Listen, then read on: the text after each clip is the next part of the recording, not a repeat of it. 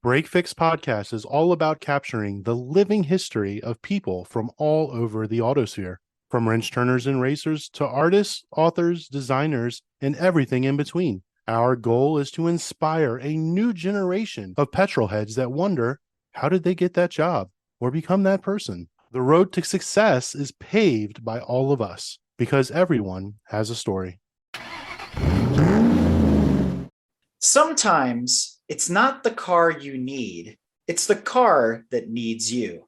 That's the motto that has fueled 40 years of love and passion in the world of automobiles, aircraft, boats, horses, and even musical instruments.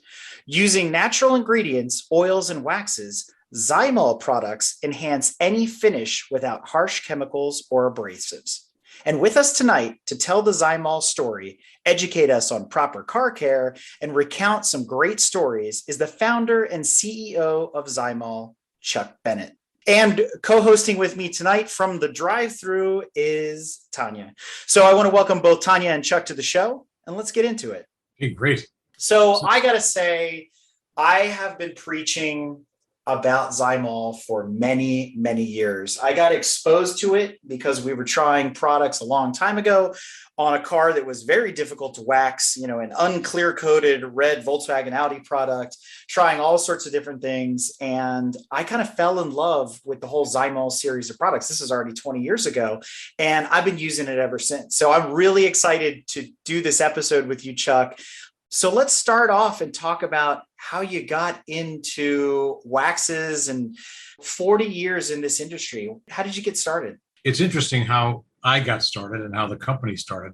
Back in the late 70s, I had gone to Germany, and the idea was I had seen a movie that was on television. It was like a mini series called Roots, and it really impressed me. It impressed me with finding your ancestry, getting in touch with where you came from. My great-grandmother, who was, by the way, disowned from her family for marrying outside of her station. She married a Dane. And her last name was Rothschild. She was one of the Rothschild ladies. Where she grew up was a place called Bischofsheim, Germany. So I decided to go to Bischofsheim and sort of get the feeling for where my great-grandmother came from. That's about as far back as I could touch with our family. In Bischofsheim, it's on the Tauber River. It's a wonderful, beautiful place. They're known for a few things. One of the things they're known for is wine. They've got great wines. They're known for great food. They're also known for restoring horse-drawn carriages, the original like Landau kind of carriage.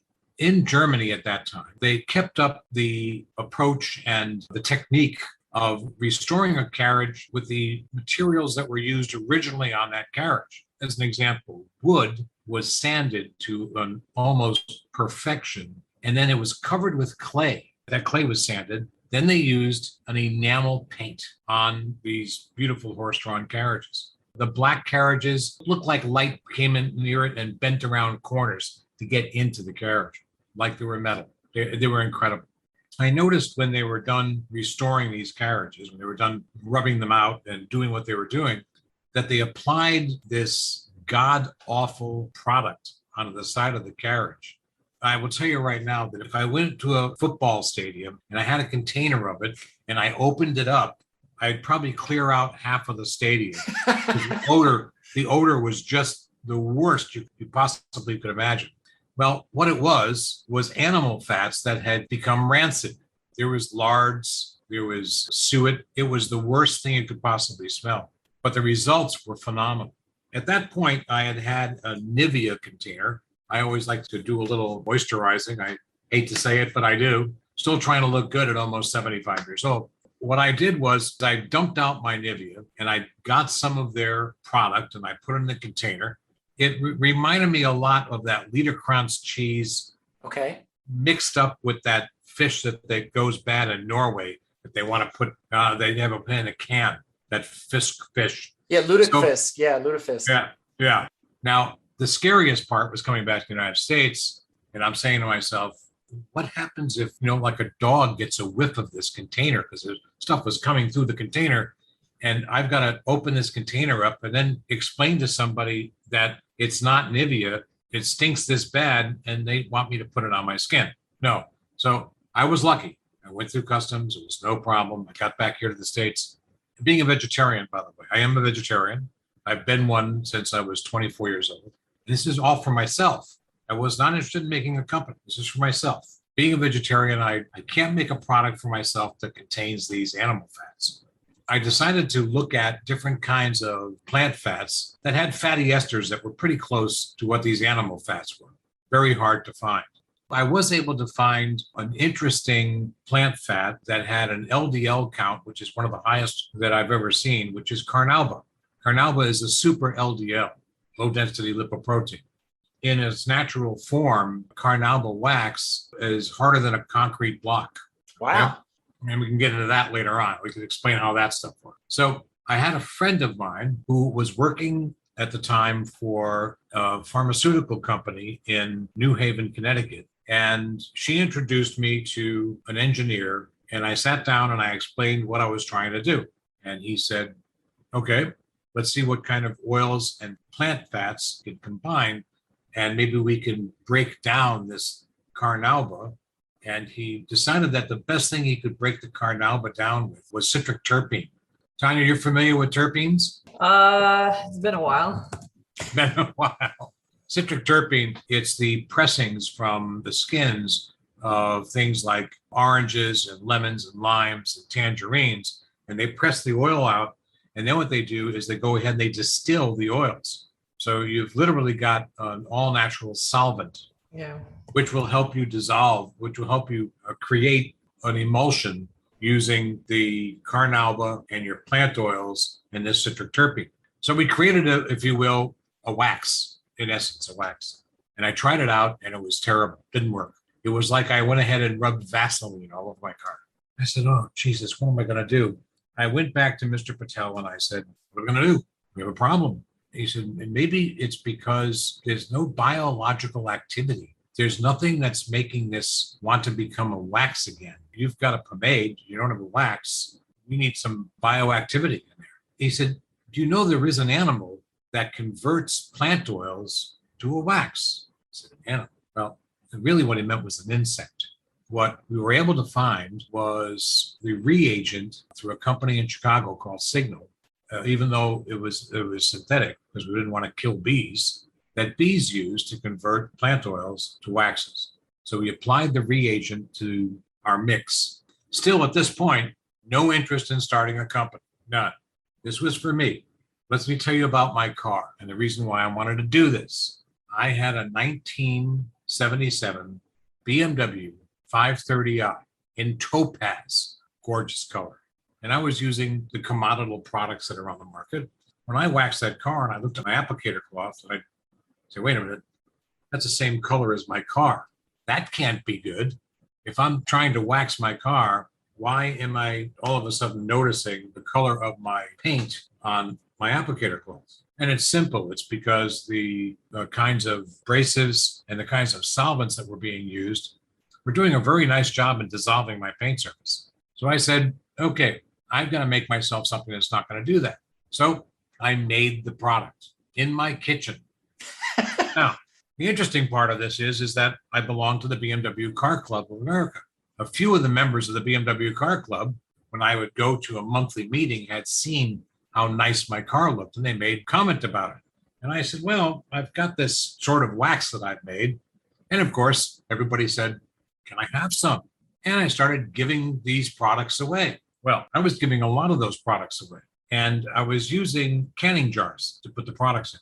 About a year and a half after I was doing this, it got to a point where my wife looked at me and said, we need to talk.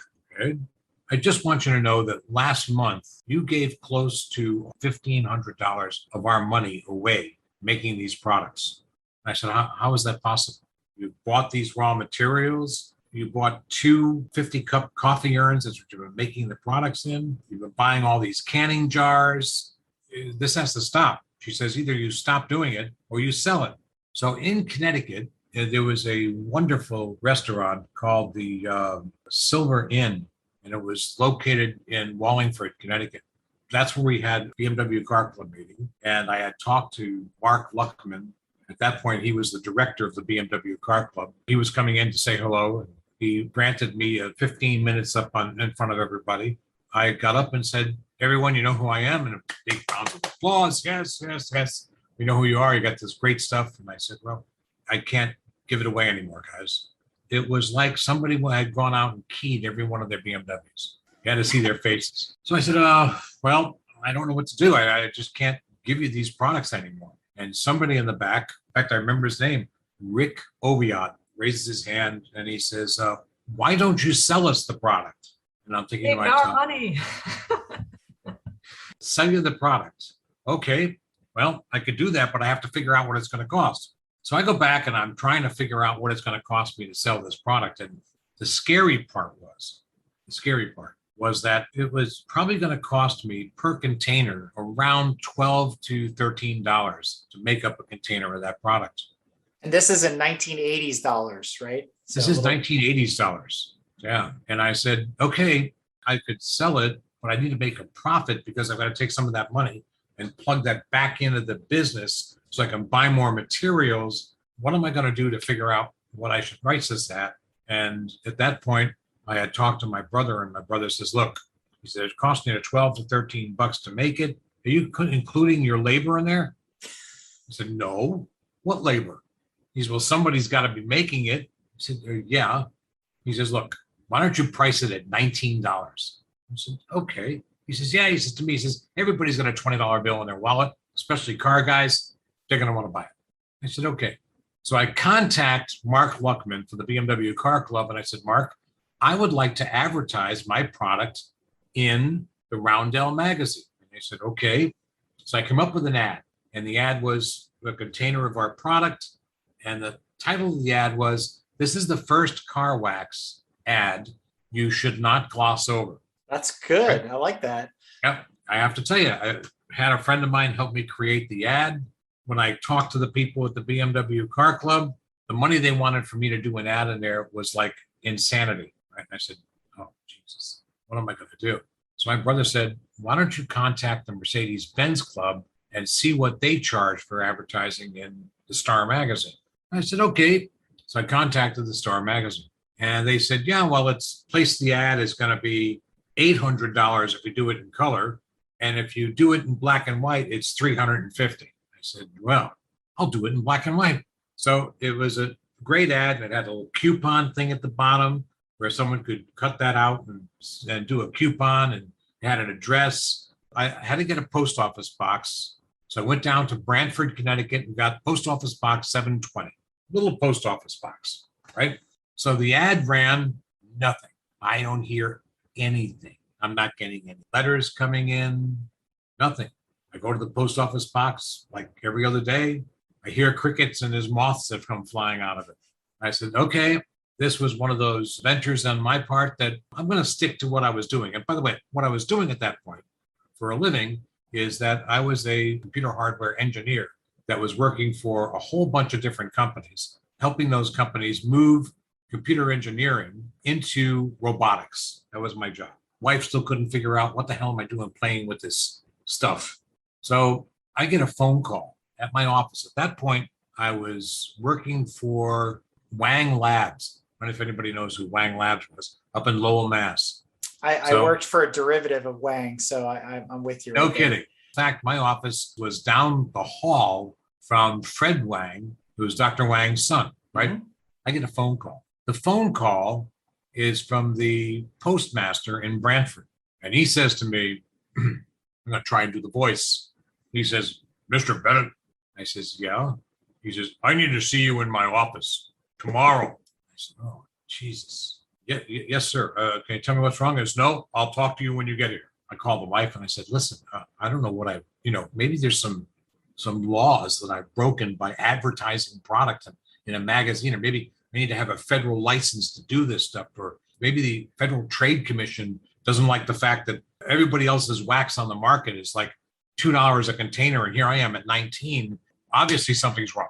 So I get up that morning, I had a cup of coffee, and it was like shaking all over the place. Get in the car and I drive down there. I walk in. There's like a window, right?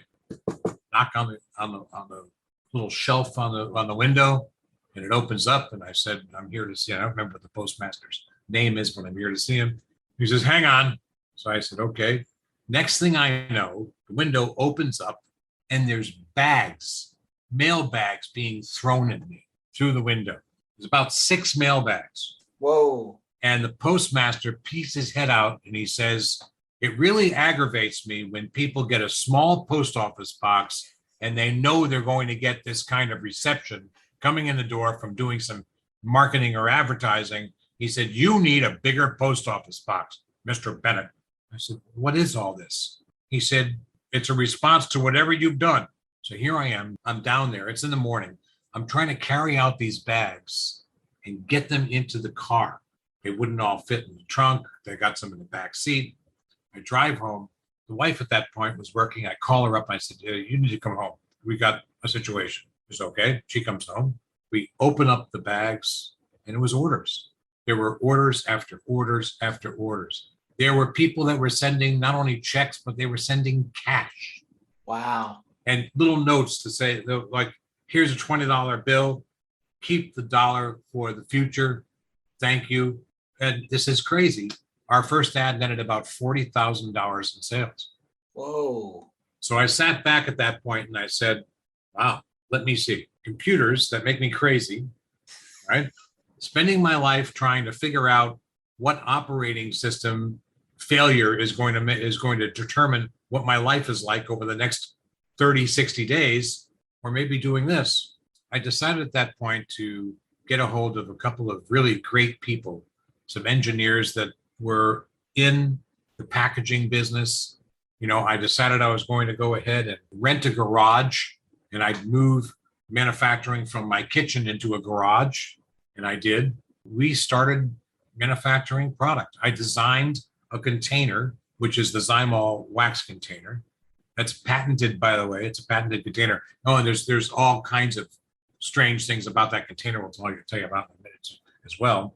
But the company has grown from this, I'm working in my kitchen, to a worldwide company. I mean, we sell in just about every single country on the planet, except for ones we can't sell to. I wish I could, like Cuba. There's a few Asian countries I like to sell to, one of which is got this little guy who's got a funny haircut and he's got lots of nice cars. I'd like to sell everywhere. I'd like to have people take care of their cars, love their cars. And you're right, sometimes it's not the car that you need. In most cases, it's the car that needs you. And there are lots of people who have got wonderful cars. There's people that have got 1970, 70s Pintos in the garage that they're massaging that they love. Why would anybody own one? Why? Because they love the car. There's all kinds of wonderful automobiles in the hands of wonderful people that need to keep the dream alive. That's our goal, helping people keep the dream alive. We've done some pretty incredible things. We've branched out and created some other products. One of the hottest products that we've got is our HD Cleanse. I don't know if you've ever used HD Cleanse yourself. I own it. I have an assortment of Zymol products. And HD Cleanse, a mile long. HD Cleanse is like an exfoliant for paint.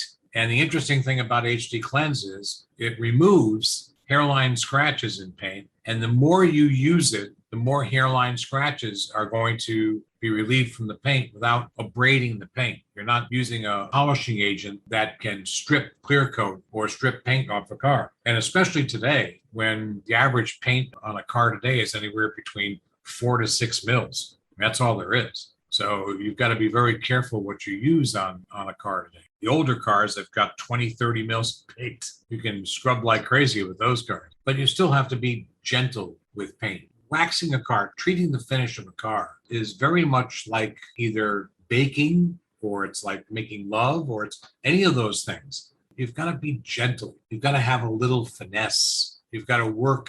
You've got to be mentally in tune with the automobile. And you've got to care about it because you're responsible for it. So HD Cleanse became an instant hit with people that wanted to resurrect their paint and get their paint to a point where they could apply a wax to it. Because for years, people had believed that all they had to do was wash a car and wax it. That doesn't work. We'll get into that in a little bit. But Chuck, I got to pause you here because Wow. I think this is the most epic origin story we've ever had on Break Fix. So I want people to kind of digest everything you've said, but there's some important fallout here. Number one, I made a really interesting connection. Finally, I understand why Zymöl has been the number one recommended wax for BMW in the BMW Club. I never realized that until now. But also, I think a question falls out of this. Where did the name come from? Oh, well, I was sitting there and trying to come up with a name. You know, there's all kinds of things that were in my head. Regal, wax, and just stupid things. I like names that sort of name what the product is, to sort of tell you what it does. Now, the waxes we make are enzymatic emollients. They're zymes. They have a reagent in them. It's like beer. It's like sourdough bread. There's a live culture inside those containers. You know, that culture gets added after we blend everything and we got the temperature to drop in those containers, and that's when we add the culture to. So enzymatic emollient. So I'm looking at this word. It's two words, actually. I said enzymatic emollient. There's a zyme there, and it's oil. We've got plant oils. What's the German word for oil? O with an umlaut, L. O-E-L is the German word for oil. Zyme, oil. Put the two of them together. Zymöl. That created Zymol. And I've got the original press type lettering. You know what press type lettering was? Back in the 70s and the 80s, there were these letters. You could buy sheets and you'd put the sheet down on a piece of paper and you'd rub it and it would transfer the letter onto the sheet you're working with. I have the original press type lettering of the logo, Zymol. And the only thing that's changed since then was the original logo was just the word. And now the logo is the word with double rules, 2 rules above, 2 rules below. That's the Zymol logo. That's where the name came from. It is an explanation of what the product is, an enzymatic emollient. Coming out of the computer and computer hardware world, now you're a chemist, chemical engineer. What do you consider yourself after 40 years of doing this? A frustrated entrepreneurial scientist who has absolutely made every possible mistake that you could make, right? All I can tell you is that if my mistakes were cow manure, you'd have no place to walk because I made every possible mistake you could make. There was mistakes in packaging, mistakes in blending, mistakes in raw materials that we bought. It was really crazy. And one of the things that I was able to do is to solicit help from the vendors that supplied me raw materials, people that supplied me coconut oil, people that supplied me Carnauba, people that supplied me things like banana oil. A lot of these companies have got biochemists that work for them, and you can get a lot of help from these companies because they have those people working there. And of course, the more help they give you, the more that they can get their product embedded inside yours. Carnauba, as an example. Carnauba comes from a palm tree called the Copernicus cerifera. That palm tree grows in 3 places in the world, actually 4 now. It grows in Brazil. Brazilians are well known for their Carnauba. It grows in Egypt. It grows in Africa, but it grows in South Africa, and it grows in Brooksville, Florida. You were equatorial until that point. Yeah, we have our own Carnauba orchard. Is that specifically for Zymöl? You have your own We orchard? have our own Carnauba plants. We treat them differently than everybody else. Let's go back to Carnauba from the world. Brazilian Carnauba is used in almost everything. It's used in candies, cosmetics. It's used everywhere. Have you ever eaten an M&M? If you've eaten a Tic Tac, they contain Carnauba. In fact, you can look at the package and it says it right on it. That's what gives it the glossy, quote unquote, candy coating, right? It's the binder that binds the sugar together. Remember that when you mix low density lipoproteins or even high density lipoproteins with sugar, you get some monstrous triglycerides. If you've got too much in your body, it's a bad thing.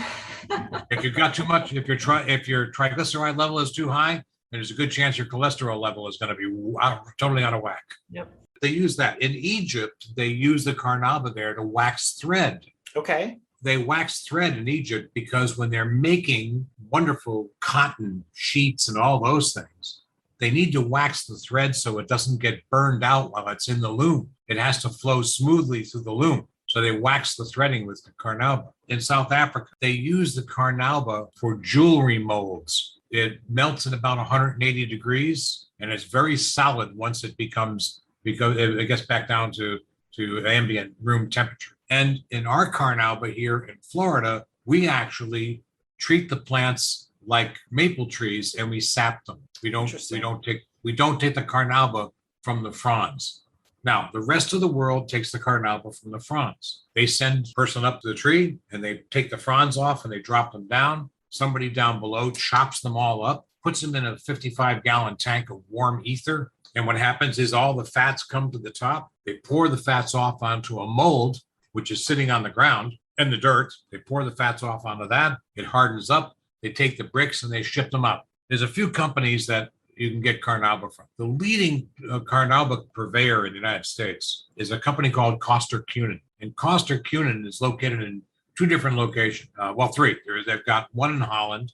They've got one in Sable, New York, and they've got one in Connecticut. They have the ability to process Carnauba. And I've been in a plant where they process Carnauba. You have to use a steam turbine to do it. And they drop these bricks into this 1.5 ton bladed system that spins at about 26,000 RPM in an explosion-proof room. And what happens is it chops the Carnauba up, and the Carnauba becomes a powder, and it floats inside the vessel, and they suck the powder off while the dirt and sand and everything else and insects fall to the bottom. Wow. That's how they process Carnauba. There's different types of Carnauba. There's brown Carnauba, which is from the oldest of the fronds. There's yellow Carnauba, and then there's different grades of yellow Carnauba, and there's white Carnauba. And white Carnauba is the most expensive because it comes from the upper fronds. Carnauba back in the 80s was going for around $15 a pound. Today, it's in the neighborhood of about $150 a pound. It's pretty expensive material, and it's very hard to get now because if you're getting Brazilian Carnauba, it's coming in by boat. We all know what the supply chain crisis looks like. It's pretty crazy trying to get raw materials to that. It's one of the biggest challenges that my team has is getting raw materials. So we use Carnauba in almost everything we make. It is the wax of choice. And we've gone from using microfine Carnauba to today's marketplace where we use nanofine Carnauba. And on top of that, we use Carnauba sap. And Carnauba sap is one of the materials that's in, as an example, a product that we make called field glaze. Field glaze is used every day. It's used at the Aston Martin factory every single day. They shoot the cars with field glaze as they're moving them from one section of the factory to the next, just to prevent scratches from happening and abrasions of the paint. Also, our spray glaze is using liquid Carnauba. We've gone through different suppliers of Carnauba, but we're sticking with the guys that we know make the best of the products that are out there, raw materials that are out there. As the company progressed, we got tapped on the shoulder by lots of people who wanted us to help them in their endeavors to win at different events all over the world. So Chuck, you alluded to a bunch of things as you were describing the origin of the company, talking about natural products. We talked about Carnauba wax and things like that. So I've noticed, and I appreciate, and I kind of show off to other folks, hey, check out, smell, you got to smell this, right? Especially the cleaner wax. You smell that coconut, you smell the banana, the wheel wax has mint in it. Like, it's very prominent, the natural ingredients that are in Zymol. You don't find that in pretty much anything else.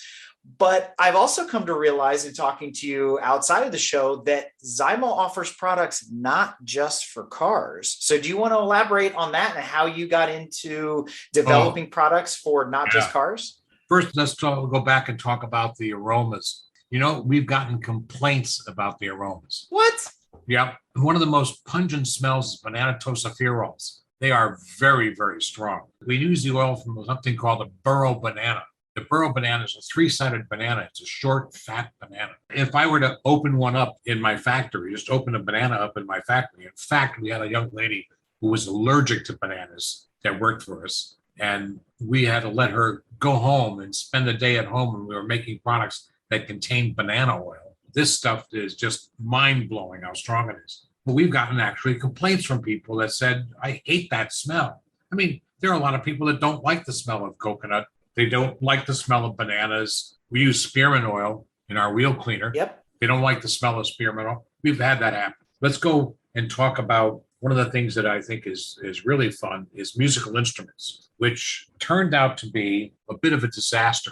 My son, who's a very, very good bass player, calls me up one day and says, Dad, you got to go on. I think it was either the Gretsch or Rickenbacker website. He says, there's a bunch of guys on that site that are talking about using your cleaner wax on their guitars and their basses. He said, and they're all excited about it. I said, not good. What do you mean not good? I said, the wax matrix in our cleaner wax is too heavy. If you have an acoustic instrument and you're putting that wax on an acoustic instrument, you're insulating the tonality of the wood.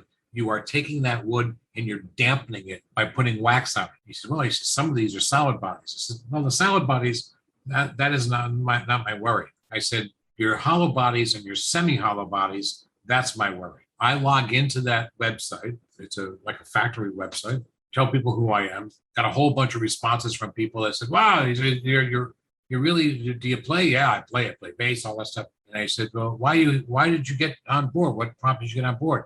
I said, it was very, very upfront. I said, because I want you to stop using my cleaner wax on your instruments. Boom, that type. Why? And I explained. And of course, I got, like Rick Oviat, why don't you sell us the product?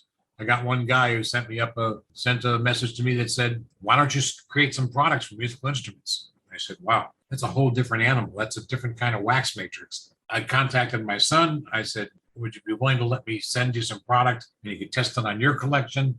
He says, not a problem, Dad, because I've got some instruments here. I didn't have a collection this big up at the time. And I said, we'll test it out. So over the course of about 18 months, we created product, tested it, threw it away, just finally got ourselves to a point where we're able to create some very interesting products. We decided to do a show that's called the NAMM show, N-A-M-M. And the NAMM show happens in Anaheim, California during January. And then in July, it happens in Nashville. The one in Nashville is called the Guitar Show. The one in Anaheim is the big major NAMM show. And the NAMM stands for National Association of Music Merchants. It's a misnomer because it's international. So sort of like SEMA for the car guys, right? Right. So I'm at the NAMM show and I'm displaying some of our products, talking to people about them. We had a booth. We had 4 50-inch screens. We did some videos. We're going to do it right. I felt somebody tapping me on the shoulder and I turn around and it was Christopher Martin from Martin Guitar Company. And Chris says to me, he says, I just want to tell you, he says, I've been using your wax on my Porsche forever. He says, and I love your product. He says, what is this? I explained the situation. We've gotten involved in creating products for musical instruments. What I can tell you now is there isn't a single guitar that leaves the Martin factory that doesn't have Zymöl all over it. Wow. They use our products on their fretboard. They use our products on the body of the guitar. Even some of our products are used to polish the finish on the guitar. I got to tell you about the motorcycle world. Oh, right. Two-wheeled friends. Yeah. Our two-wheeled friends. Remember I mentioned Bob Sinclair? You did. And actually, I was going to lead into that because we got to talk about motorsport at some time. Okay. Bob Sinclair was the avid motorsport king, if you will. He was a crazy, crazy guy. I've spent hours with Bob Sinclair and Mario Andretti and all these guys, all these race car drivers. We've been out to Baja Cantina out in California, 2 a.m. in the morning, drinking Negro Modelos and getting totally toasted. Great times, right? After a Pebble event that Bob was out there, which happens in August, then we go back home and the fall sets in and the winter sets in. And Bob lived in Connecticut as well. Bob was the CEO for Saab Cars. Mid-November, and Bob calls me up and he says, Bennett, we're going to Milwaukee. I said, when do you want to go? He says, tomorrow. It's snowing to beat the band out in Milwaukee. I said, it's colder than Connecticut. They've got dogs frozen to fire hydrants out there. I don't want to go to Milwaukee. He said, we're going to Milwaukee. I said, okay. I said, what are we going to do in Milwaukee? He said, we're going out to see a friend of mine, Willie G. Davis. He said, we're going out to see Clive Fessler. We're going out to see the guys that run Harley Davidson. I said, okay. You still have that wax, he says to me, that repels gasoline, right? I says, yeah, I gave you some, Bob. He says, yeah, I used it. It's incredible. You were going out to show it to him. He says, make sure you bring some. I've already taken care of the flight. He says, you got to meet me. He says, at the Hartford airport. Going to meet me there. He says, at about 9 o'clock in the morning. He called me at 8 o'clock at night. Now I got to go back down to the shop. I got to get some product, get a whole kit together. Sure enough, we get on a plane, go out to Milwaukee, and we meet everybody. I meet Willie G. and I meet Clive Fessler. The guy said, you've got a wax that repels gasoline, right? I said, yeah. He says, well, we're going to test it. We go out on a loading dock and I'm freezing my butt off. And they bring out a brand new black full dresser. And he says, wax that tank. I said, well, I better do it quick. I said, because the temperature out here is, he said, no, it's okay. He says, I think it's about 26 degrees. We're good. The paint was fresh. I take the wax and I rubbed it in between my hands to get the Carnauba soft enough. And I rubbed this wax all over the tank. He says, what are you going to do now? I said, well, I'm going to wait a few minutes and I'm going to buff it. Okay. So I waited a few minutes. It was a little tough, but I was able to buff it. The tank looked beautiful. He says, okay, we're going to get it to test. So the guy comes out with a bucket of gasoline and a rag in it, rag in the bucket. Willie G takes the rag, drapes it over the tank. The gasoline's like pouring out of this rag onto the loading dock. He said, let's go to lunch. I'm standing there and I could feel the blood draining out of my head. Let's go to lunch. We're going to leave this rag soaked in gasoline on the tank. Let's go to lunch. We go to lunch. Now, I didn't eat a damn thing. We go back. Willie G takes the rag off. It's still damp and the tank is cloudy. He says, well, that looks like a problem. And I knew exactly what had happened. The Carnauba in the wax is hygroscopic. It loves moisture. As the gasoline evaporated, the moisture in the air was getting to the Carnauba. So I said, leave it alone. What do you mean? Just don't touch it. So we stood there and watched it, and all of the cloudiness went away. It was bright and beautiful and deep black. Willie G looks at me and says, sold. Wow. He said, I want 10,000 kits delivered, he says, to us within the next 90 days. So Bob and I get back on the airplane. I said, Bob, I haven't had any way of making 10,000 kits. What are you? He says, that was what Willie G said. They turn it over to Clyde Fessler. Clyde Fessler gets all the engineering people, all the art design people, the label people involved. He says, you're not going to have to ship him anything, he says, for a year. He says, don't worry about it. So Harley Davidson sold our Zymol. Talon was the name of the product, Talon. Of course, we couldn't sell it. We weren't allowed to sell it. And just recently, we've gotten a release from that exclusive that we can now sell the Talon product. So it's a wax that repels gas. So this actually leads into another great story, but I want to preface this with something really, really important. Oftentimes, as I try to instill in people, hey, you should try out Zymöl, you should do this, I always get it's so difficult to work with, this and that. And I have to explain to people, first of all, you should really read the directions. And number two, you basically brought up a good point, which was it needs to react with the environment, with the ambient temperature. It has to be the right temperature to work with. It needs a lot of oxygen. It reacts to that. And that curing process is super important to the wax itself, especially the cleaner wax and the carbon and some of the other ones. And we'll probably expand upon that more when we talk about car care stuff. But I think it's funny the way you describe this, and it's all based upon the way you built it. In our other talks, that it's not just oxygen that reacts with the wax. There's another one of these specialty products that you came up with, which is very different, and it relates 100% to the motorsport world. So do we want to talk about? We're talking about fast. That's right. Do you want to explain what fast means first before people get like, what are we talking about? Friction augmenting surface technology. Bob Sinclair again had contacted me and said, listen, I've got some friends of mine. One of them is named Bob Snodgrass, and he runs this race team called Brumos Racing. Never heard of him. And he said, I hadn't heard of him. And he said, listen, they really need something to help them go faster. I said, well, what are they driving? He said, you serious? I said, yeah, what are they driving? They drive Porsches, Chuck. They drive Porsches. Okay. So he said, what can you do to reduce the coefficient of drag on the cars? Well, we use different reagents. The reagent that we use really reacts with oxygen. There are different kinds of materials that react to carbon dioxide and react to water. He said, okay. He said, well, why don't you come up with a product? He says, we're going out to this place called Del Mar out in California. And he always did this to me. He would talk to me on a Thursday and say, we're leaving tomorrow on a Friday. I said, well, when do we go? I said, no, never mind, Bob. What time do I have to be at the airport tomorrow? He says, well, we're going to head out to California tomorrow. He says, probably fly out somewhere about 9:30, 10 o'clock. So we fly out to California, go to the Del Mar Raceway, and that's where I meet Hans Stuck and Hurley Haywood. Two of my heroes. We go out there, and Hans Stuck, he's like Lurch. Did you ever meet Hans Stuck? Not in person, no. The guy's like 6'10". He's like, how he can fit into that Porsche was beyond me. In fact, he's had them modify the Porsche. We're able to take the seat and move the seat back far enough that he could get his legs stretched out. At that point, he says, my leg is in a comfortable position to have the gas pedal all the way to the floor. So I said to Hans, I says, Hans, what about the brake? He says, what's that? That's awesome. I said, pedal that. Never mind, Hans. I got the picture. We took this product. Now we're there. We had gotten some containers of CO2. We put the wax on the cars and we shot the cars with CO2.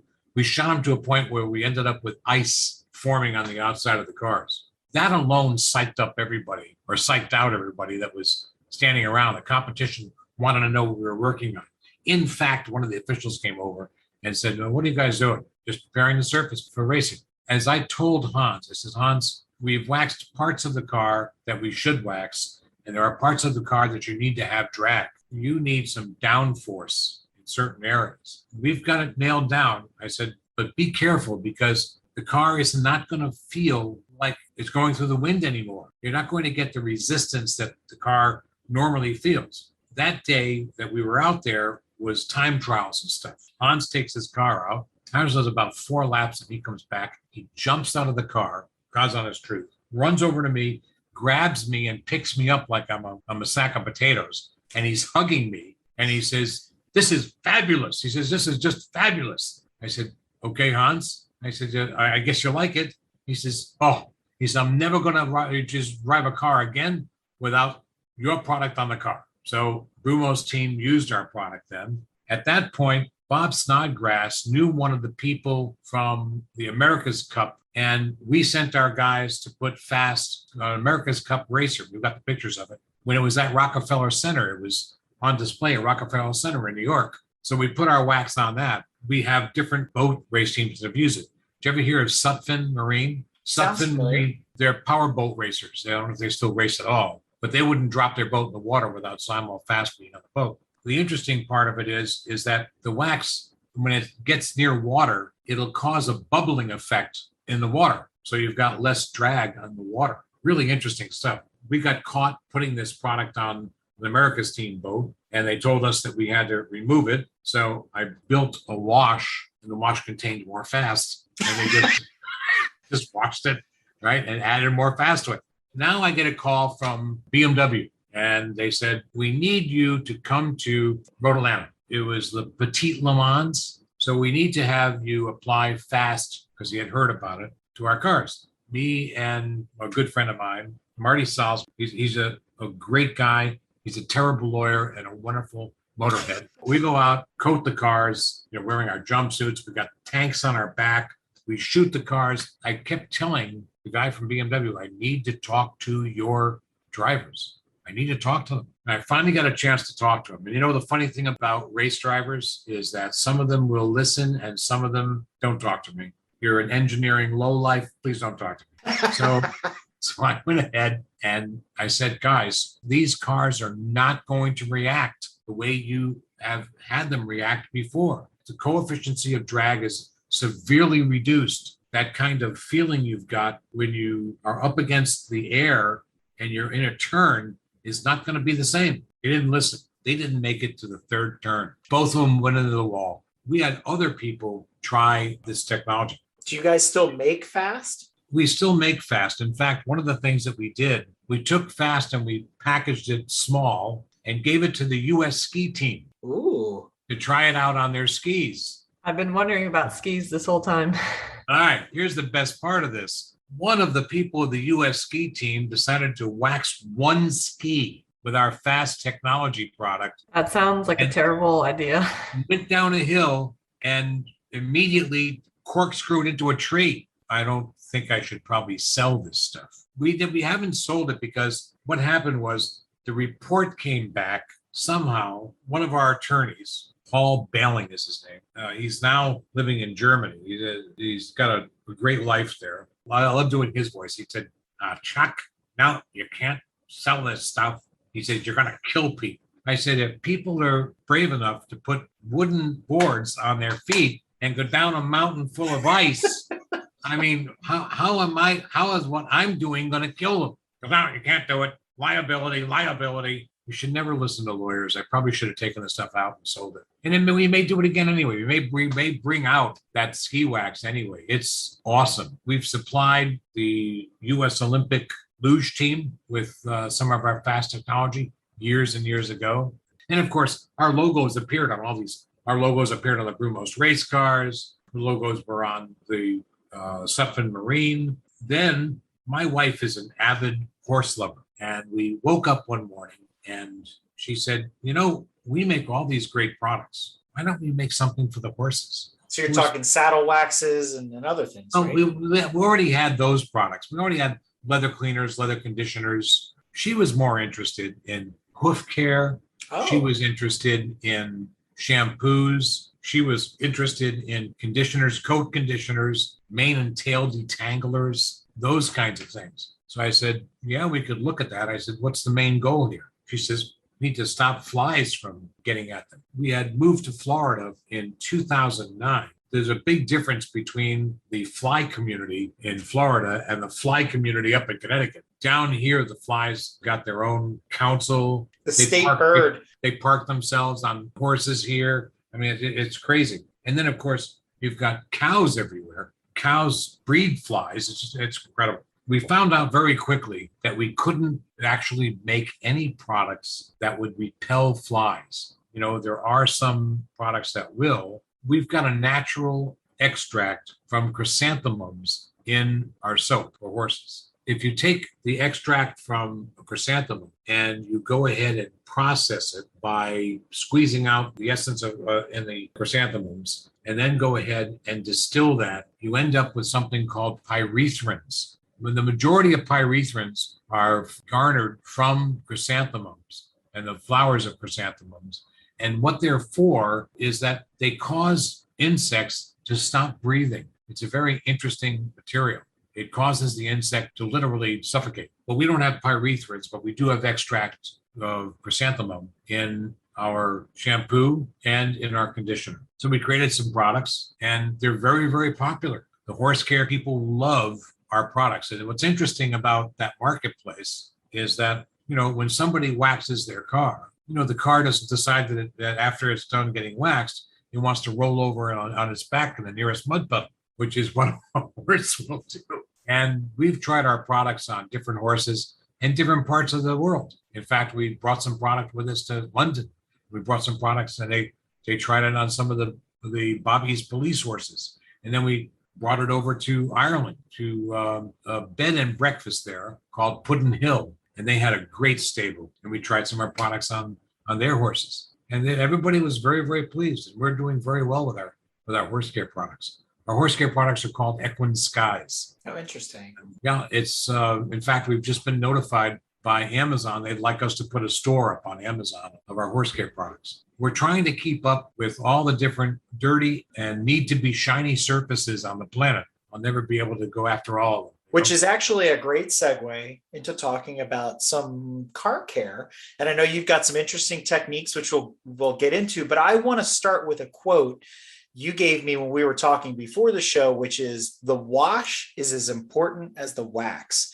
Let's start with that idea and build from there. Why is the wash as important as the wax? And what's the best or proper way to really wash a car when you're prepping it for, a car show or even just for yourself or just getting it ready, getting it shined up? We were a sponsor of the 2000, it's either 13 or 15 Ferrari national event here in the United States. We were the sponsors, Zymöl. We have an event that we've always done at different events like Porsche Parade, at the BMW Oktoberfest. Anytime we've gotten to a car club, we've done an event, Starfest. There's an event that we've always done, which I know Tanya would love. It's called Suds and Sugar. And what it is that we have a demonstration, and hopefully they've got their kids with them. We teach people how to wash their car properly. And we have a company come in and make ice cream sundaes for everybody. I'm digging this.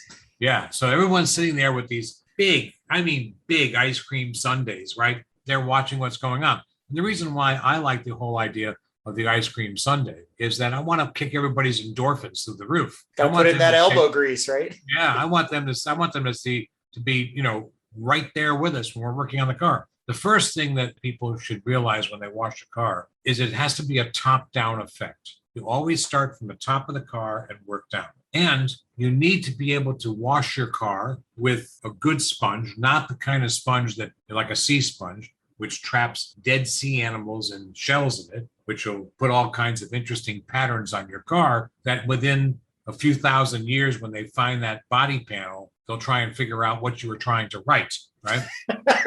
Okay, so you want to have a closed cell sponge that holds a lot of water and a lot of suds. You need a good car wash product that doesn't try and shine the car at the same time. The products that are out there that try and shine a car at the same time generally have anywhere between a 20,000 centistoke to a 50,000 centistoke silicone blended into the soap. You don't need to be putting that on your car. That's not what we're trying to do here. We're trying to wash the car. You need to have a 5-gallon bucket. That bucket needs to be filled with lukewarm water, lots of good soap in there, a good soap. If you can't buy a good car wash soap, then what you need to do is you need to get some ivory soap in the bar form. You need to take that ivory soap in the bar form and you need to find a way to grind it all up and use some of that soap with a couple tablespoons of salad oil in the wash water. Interesting. So cheese grater and some olive oil. Here we're making some olive oil.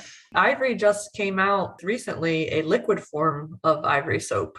I know we've got it, but it's not the original ivory. The original ivory soap is tallow based. Tallow is animal fats. That's why the ivory bar would float 99, 100% pure. That's why the ivory bar would float in water, is that it was pure tallow. And they got it to become a soap by using lye in the mix with the tallow. The liquid ivory, in fact, I've got some here in the house. I happen to like it a lot. I shower with it, but it's not the original tallow soap. So you shave it, you take your salad oil and you drop some salad oil in the wash water.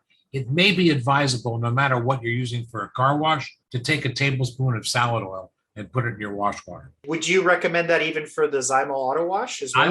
I would. And the reason why is it breaks up into millions of tiny beadlets that adhere to the silt on the car and help you slide it off the car instead of you dragging it off the car. So I've heard the same thing from detailers saying that if you use the old Tide powdered detergent, it does the same thing. It's supposed to lift and shift the dirt, but it's a bit of a clarifier. It strips the paint. No, Tide should be used as a silicone cracker to get silicone or sealant, paint sealants off a car. In fact, I went ahead and answered a young fellow today who wanted to know how to get the sealant. He had gotten one of these ceramic sealants, which really aren't ceramic. So I had it done to his car. And now he's got, what he calls cobwebbing all over the car. I told him, I said, you need to, first things first, you need to get that sealant off the car. You go to your laundromat and buy a couple boxes of Tide soap from the laundromat, the small boxes. You take the 2 boxes, mix them in a 5-gallon pail of water and wash the car with Tide. Tide is extremely strong and it has a lot of phosphates. And it'll crack silicone. You'll get it off the car. But let's go back to using a regular car wash. Try and get a good car wash. We make a good car wash. There are lots of companies that make good car washes. Love the smell of it, by the way. It's fantastic. It has coconut oil. It has banana oil in it. We've gone ahead and tried to create a product that's pleasing to use and that doesn't dry out your hands to a point where you feel like you've got to moisturize your hands for the next 3 weeks. There's a lot of car washes that'll do that to you. It's the pH of our car wash is somewhere around a 6.5. Considering that your water in most towns, most cities is anywhere near an 8, is on the scale of the pH scale is a little bit on the alkaline side. You're going to balance that out and hopefully get you close to a 7. All right, so now we've got the salad oil in there. Next thing you should do is that you need to wash the car with both hands. One hand empty, one hand with the sponge. You take your soap water, you squeeze it off onto the top of the car or a fender, if you've moved to that part, or a hood, and you use your bare hand and you run your bare hand over the car first. Don't touch the car with the sponge. Use your bare hand. What you want to find is things stuck to the paint. That bug protein is a wonderful glue for taking a small stone and gluing it to the top of your car or a fender on your car. And there you go, giving archaeologists a time again, trying to figure out what the hell you wrote on your car. 2,000 years ago because you've scraped this stone again all over your car. So hand first, hand first. Once you are satisfied, there's nothing stuck to the paint. Also gives you an opportunity to be one with your car, to understand whether or not you've picked up some stone damage or whatever. And you do that, then you use your sponge. Let's say that I did half the roof of the car. I rinse the entire car. I don't just rinse the roof. I don't rinse the half of the roof. I rinse the entire car. Now I do the second half of the roof. I rinse the entire car again. Then I move down and I move down to the hood, do half the hood, and I rinse the entire car. You keep rinsing the entire car. Every time you wash something on the car, rinse the entire car. Remember that this hand, depending if you're left or right-handed, is the magic hand. That's the hand that's going to tell you what's stuck to that paint surface, or where you've got some damage, or where you have to be careful, or what needs some special attention. It's a simple way to wash a car, and always top down. And when you get to the belt line, that's the beginning of the rocker panels. You get to the belt line. At that point, you change your water. You change your sponge, and you go to a new water, new sponge, and a little more car wash mixed in. It's got to be just a tad stronger. What you're really trying to get off that paint surface, and you got to think about this for a moment, is not just road silt and bug proteins and acid rain deposits and all that. The biggest culprit that kills paint surface on the cars is the catalytic converter of the car in front of you. American cars are very interesting. They use sulfur-based cats, and the operating time it takes for that cat to get up to full operating temperature is 50 minutes, 50 minutes. The average commute for most people is 30. So while you're sitting behind that Suburban and you're on the 405 or wherever you are, whatever highway you're on, and you're trying to get to work, that catalytic converter in that Suburban is spitting hydrochloric acid at a pH of about 2 all over your car. Nice. You've got to get that stuff off of there, because when it dries, it's not active anymore. The moment that it gets moist again, the moment you get some dew, the moment it obtains any form of moisture, it becomes an active acid again. So washing your car is probably singularly the most important thing you can do. And believe it or not, it's the place where most cars get damaged by their owners because they don't know how to wash a car. So I'm hearing you're not a fan of car washes. Well, I got in a lot of trouble. I've been interviewed a lot talking about different magazines. I've been on air with different radio shows. I got asked that question. Chuck, what do you think of automated car washes? I said, well, there's a lot of automated car washes that use different kinds of soaps, different kinds of cleaners. One that really stands out in my mind is the car wash that doesn't use any soap. It's 100% environmentally correct. And of course, the announcer went, wow, that's great, Chuck. Tell us all about it. I said, well, what happens is that it takes all the dirt from the car in front of you, or the 10 cars in front of you. It runs it through a filtration process, and it takes out the dirt in certain micron size, and then air blasts it with water at your car to clean your car. So literally what they're doing is they're sandblasting your car. And this guy was on air and he said, no shit. I said, yeah, I'm telling you, that's what they do. And automated car washes, there's ones with brushes, there's touchless, there's all of this. You'll find that a lot of people stop going to an automated car wash when they realize that it didn't do a good job. It's very true. The ones that really do clean the car are using different kinds of detergents that will strip the wax right off of a car. Now, let's talk about the offense that a lot of guys and gals make at home when they wash their car. They go and they grab that stuff on the kitchen sink. The one safe for ducks?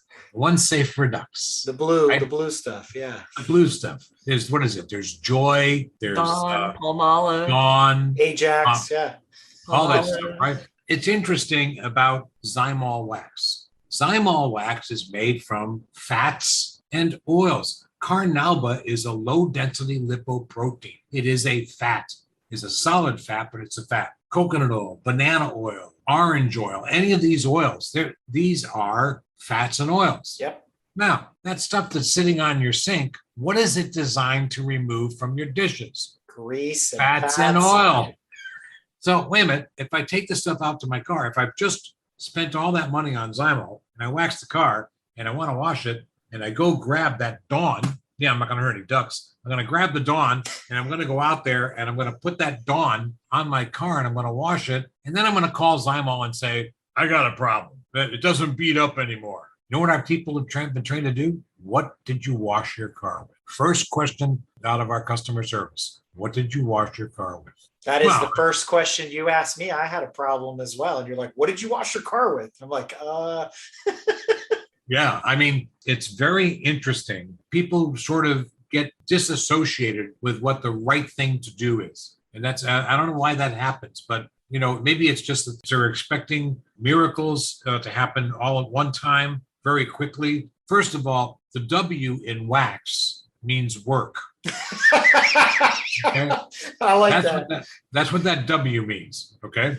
You've got to be ready to go and work on your car. We have customers, many, many customers that will call up and place an order on a Monday and they want us to get the product to them before the weekend because they're going to go spend time communing with their car. They're going to go into their garage, put on some music. They're going to break open a bottle of Pinot Noir. They're going to work on their car for 4 hours. They're going to be with their automobile. It's not a problem loving your car. We've got this stigma that somehow socially has been pushed around. Gee, how, do you like your car? Yeah, I like this car. Do you love your car? I don't know. People are nervous about saying, yeah, I love that car. You know, I absolutely love it. I've got a car that I love. I've got a 1990 500 SL panoramic. It's got a glass roof. I bought it off of a friend of mine who bought the car brand new and his wife didn't want it. And the car sat in his garage for almost 10 years.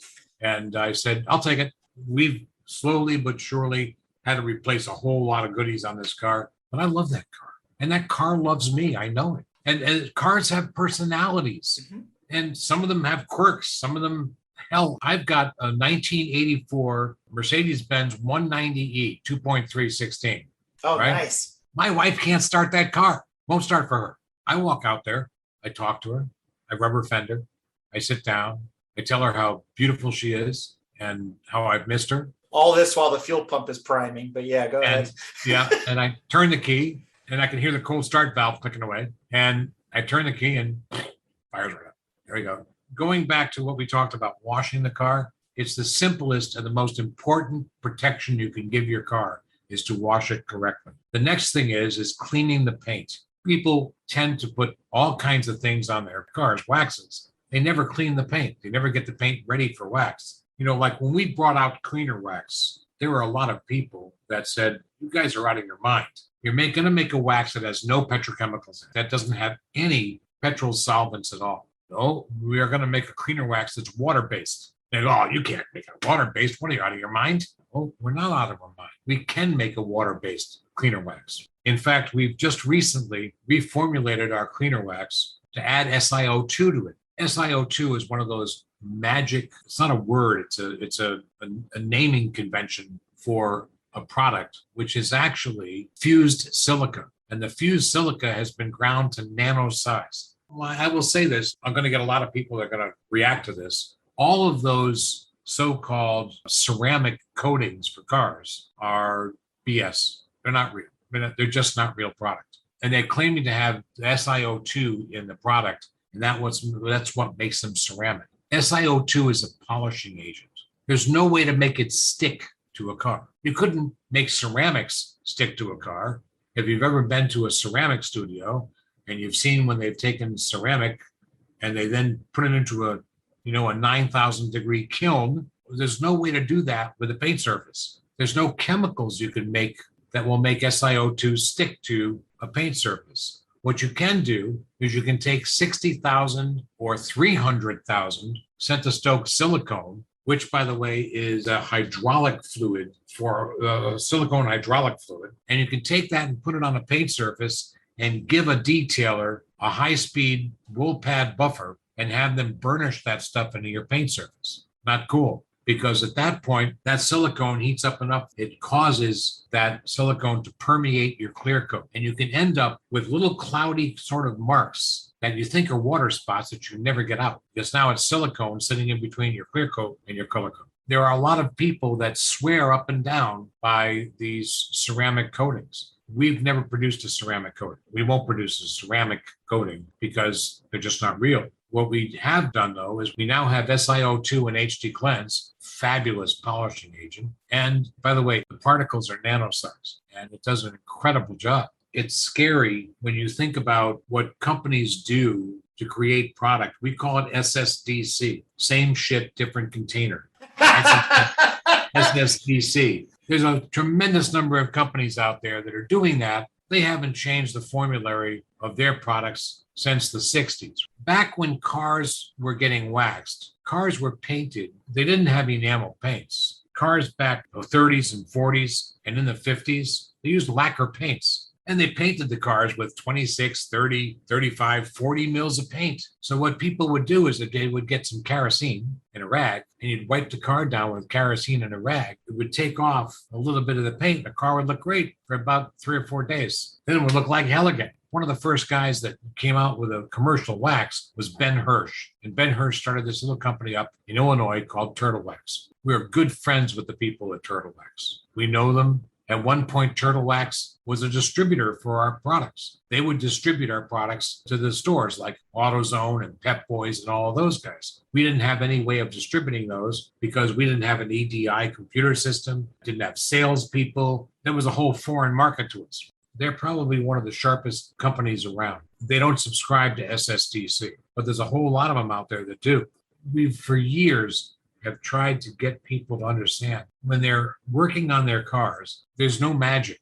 It's good product, safe product that's safe for you and your kids to use. We've never had anyone call us up and say, geez, I think the smell of your product or your fumes have made me sick or any of that kind of stuff. We've never had any of that. But primarily, what we love to do is build great products. That's what we like to do, and hear from customers that they love us. And that's what else could we hope for, right? That's awesome. One of the things you had said to me was, so when you're done waxing your car, can you see the wax? And that's actually a really important and yet loaded statement. I know the answer, but I'm wondering if our listeners do. We've done a lot of events. We've gotten up and I've gotten up and I've shown people what Carnauba bricks look like, try to tell people that you can't buy a product that says it's 100% Carnauba because you wouldn't be able to do anything with it except maybe use it as a weapon. I mean, it's I don't know. It's a brick. 100% Carnauba is solid as a rock. I had a question come up, and I remember this question. It was at a Miata Club event, and the people that belong to the Miata Club really love their cars.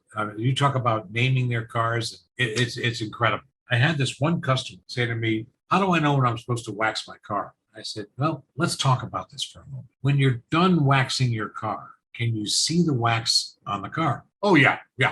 Really? You can see the wax? No, I guess I can see the shine. Okay, so you can see the results of you waxing the car. Yeah. How do you know when to wax it again? Well, the car looks like it needs to be waxed. I said, you need to realize something. When a car looks like it's begging to be waxed, you're not seeing the loss of car wax. You're seeing new paint damage. You need to keep that in mind. When your car is begging to be waxed, it's doing it for a reason. It's because the paint is being damaged. I have to tell you, the crowd went silent when I said that. It was like all the lights lit and they all understood what we were talking about. It goes back to that magic hand you were talking about.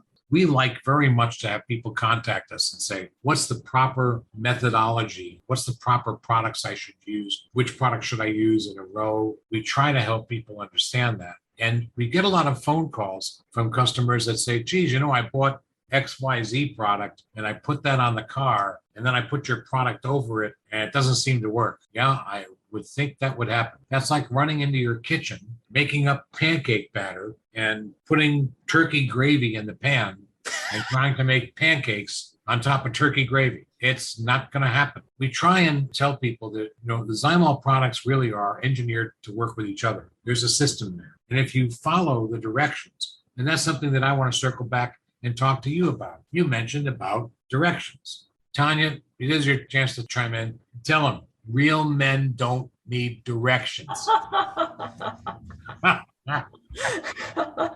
It's like, why IKEA doesn't have written directions and they've got pictures on all their stuff? Because it saves them a lot of time and cost in those manuals. And it doesn't give them any phone calls. What do you mean? Well, as an example, on the back of our waxes, it says, please refrigerate after opening. Yep. We've had customers, and we at least one or two a week will call up and say, back of my container says to refrigerate after opening. Does that mean I should stick it in the refrigerator?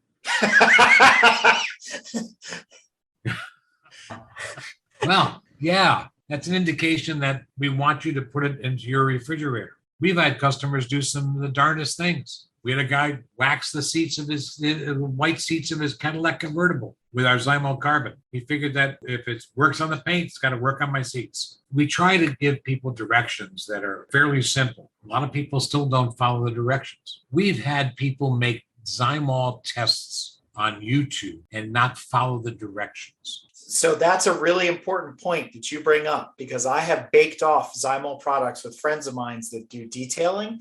It's like you said, bust out the beer or the Pinot Noir. It's a whole day affair. And they're sitting there like, look how cool I am. I can do this. I got my buffer and I'm done in 20 minutes. And I'm sitting there and I'm putting things on, waiting things for dry. Guys, I'm going to go get a sandwich. I'll be back. They're like, what are you doing?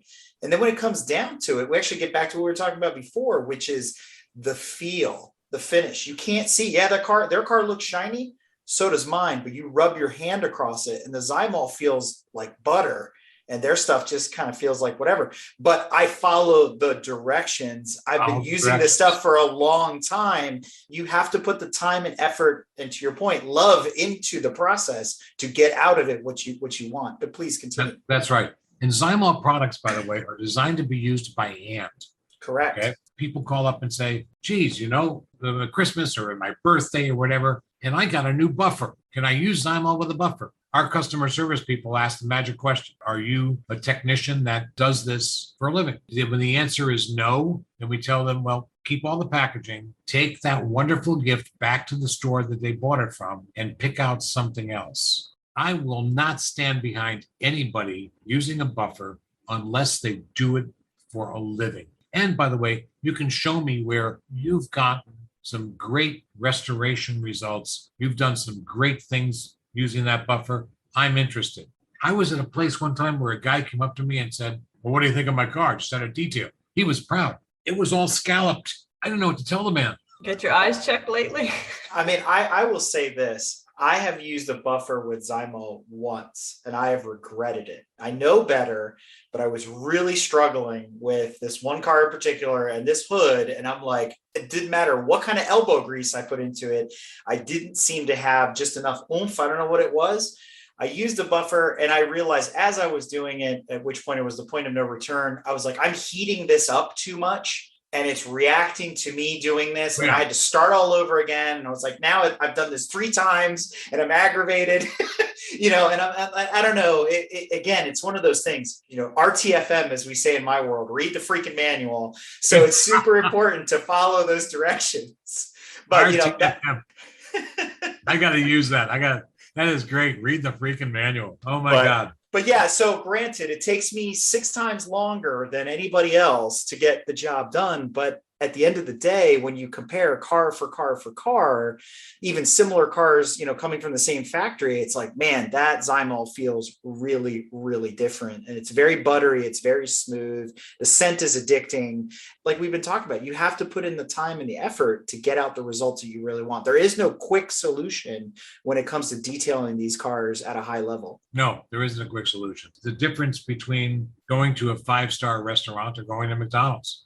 Absolutely. You can get it done quick at McDonald's, but it's not going to be the same. I want to touch on something before we kind of wrap up this entire thought. Okay. You had some special techniques for detailing a car that I thought were kind of interesting.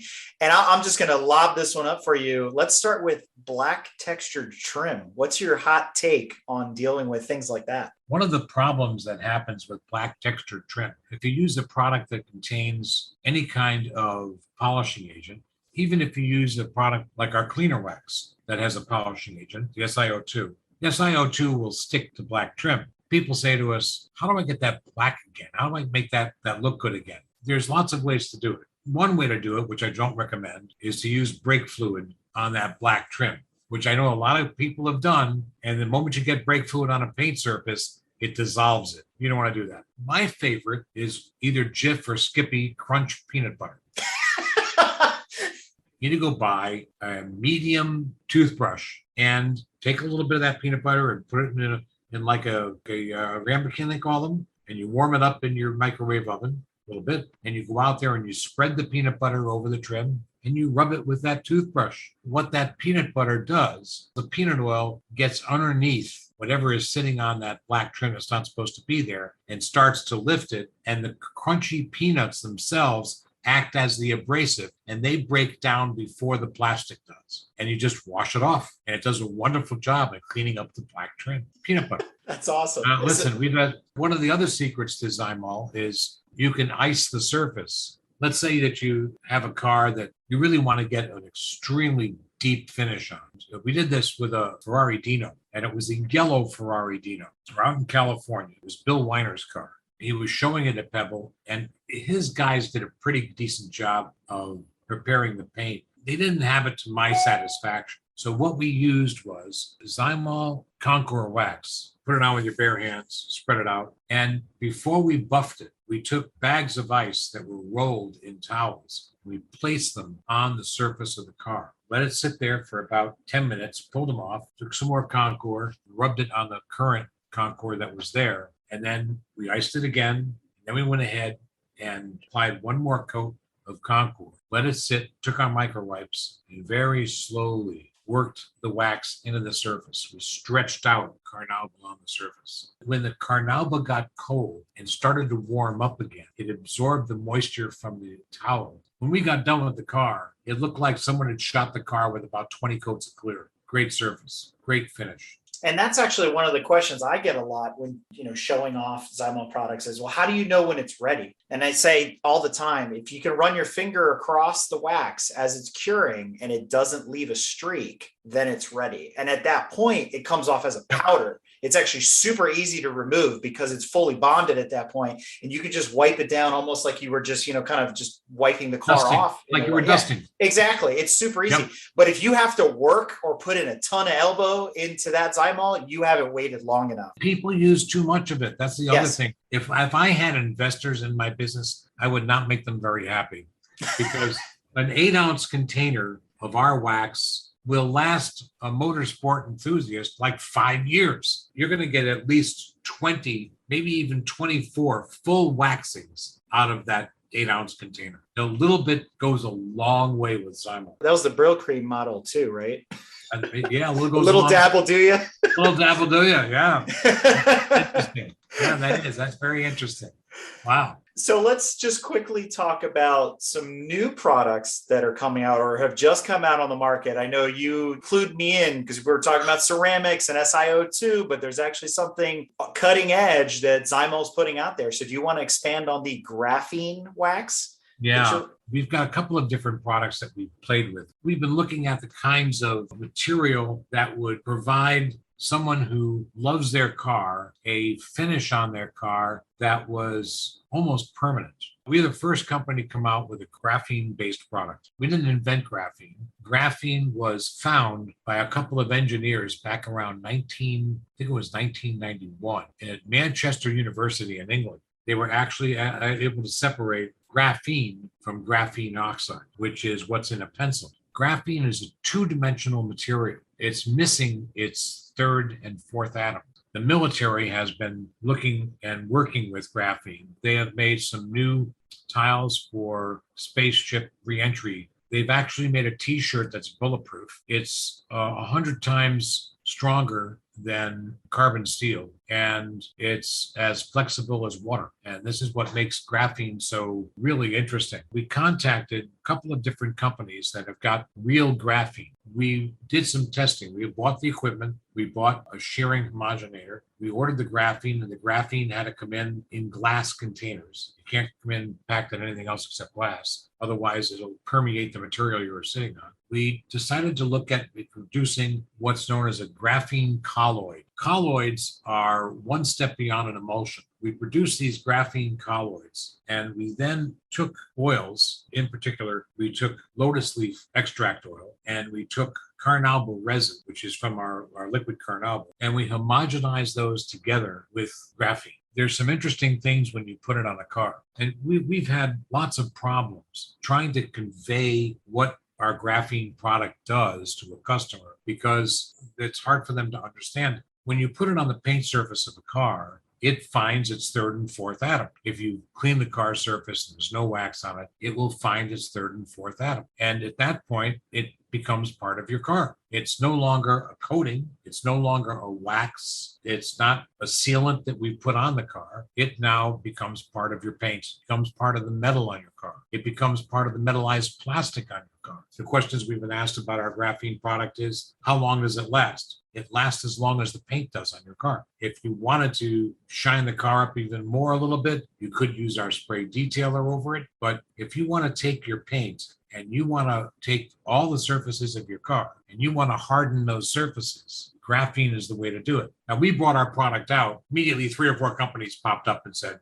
well, we've got graphene. We've got graphene. They've got graphene oxide. They're using number 2 pencil lead in their product, and they're calling it graphene. We've done some interesting cars. We've got a blue 356 that we used the graphene product on that is staggering. Absolutely staggering. The same owner has a anthracite 911 Targa that we used it on. We've used the graphene product on our Ford F350 Super Duty 99 dually that we used to haul around our horse trailer. The truck looks brand new, literally looks brand new. We've got a bunch of people across the country that have used our graphene product. There's a fellow that runs a magazine called Garage Style Magazine. Have you ever seen it? Don out there runs it. Don has moved from California to Texas now. And he's got an old Mustang that he decided to clean up real well and try our graphene product on. And he's still talking to himself. I don't understand how this stuff works. The finish you get on the graphene is a pretty scary look that happens to the surface, especially if you've done the right paint prep. You've really cleaned up the paint.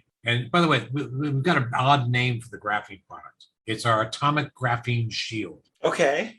It sounds futuristic. Well, it's not so much future. We've gotten some complaints about the name. Some people have said Atomic Graphene Shield. I mean, did you guys watch Back to the Future a few times? No, it's very German. If you think about it, it describes what it does. I mean, that's how like a lot of German vocabulary is, right? It's just a description.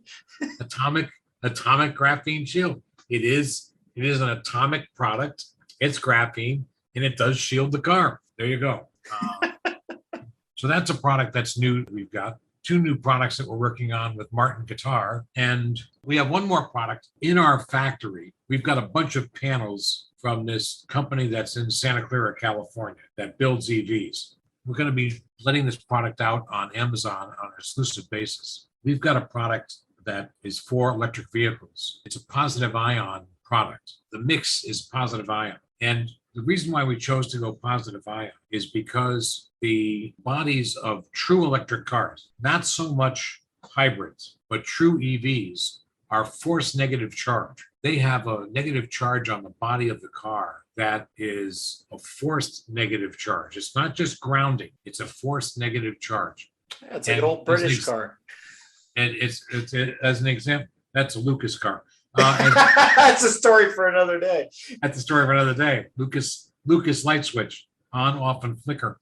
The interesting thing about our product for electric cars, if you were to take a look at any of the electric cars, whether it's the new Audis, Mercedes, the Teslas, the batteries that run the motors are not the same batteries that run the rest of the car. They don't use those batteries to run the rest of the car. The voltage is too high, the amperage is too high. If you were to able to actually touch the connectors on the battery that runs that car, you're going to die. No question about it. That's serious stuff. There's another separate battery in there that's designed to negatively charge the body. That's so in case there's any leak of any current from any of the batteries that run the car, it's going to ground out. We noticed that our standard waxes didn't do very well on EVs. So we decided to come up with a new product. I think it's on our website now. The product is called Ion. It comes with a container that has a bag in it, and the product is sitting in the bag in the container. And you pump the container up, which pressurizes the outside of the bag, which lets you spray it. And it's a metered spray, and it comes out in a mist. And there's some videos on YouTube of our product Ion that you should be able to find interesting. So in January, we're going to let that product go to Amazon and let Amazon sell it exclusively. So Chuck, looking back over the incredible history of Zymöl, 40 plus years now, and the love and passion that you've put into developing these products that take care of cars for all sorts of applications, but also for airplanes, boats, horses, musical instruments, and such down the line. I mean, it's absolutely fascinating. And for the folks out there that are maybe still non-believers, it's time to give Zymöl a try. Put it up against the products that you have, and remember to read the directions first, but and see how it stacks up and see how you like it. Keep up with the developments that they've got going on. These new products are fascinating. I mean, they're at the front end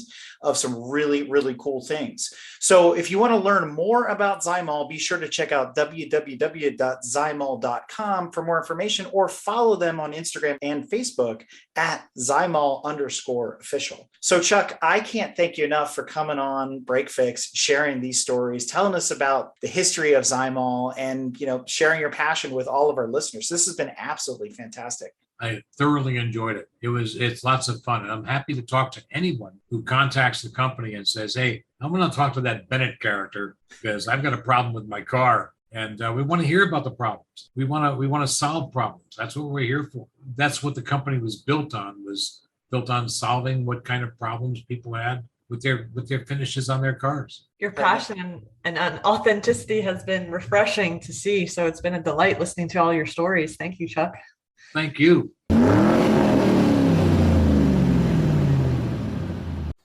That's right, listeners. If you enjoyed this episode, be sure to check out our Patreon for a follow-on Pit Stop Minisode.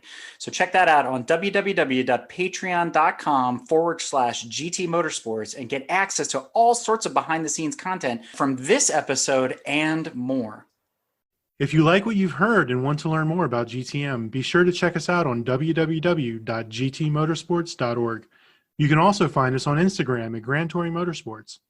Also, if you want to get involved or have suggestions for future shows, you can call or text us at 202-630-1770 or send us an email at crewchief@gtmotorsports.org. We'd love to hear from you.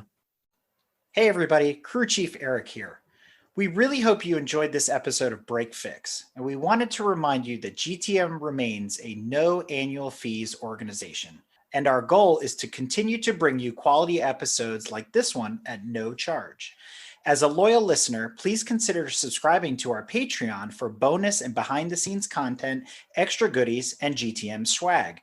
For as little as $2.50 a month, you can keep our developers, writers, editors, casters, and other volunteers fed on their strict diet of Fig Newtons, gummy bears, and Monster. Consider signing up for Patreon today at www.patreon.com/GT Motorsports. And remember, without fans, supporters, and members like you, none of this would be possible.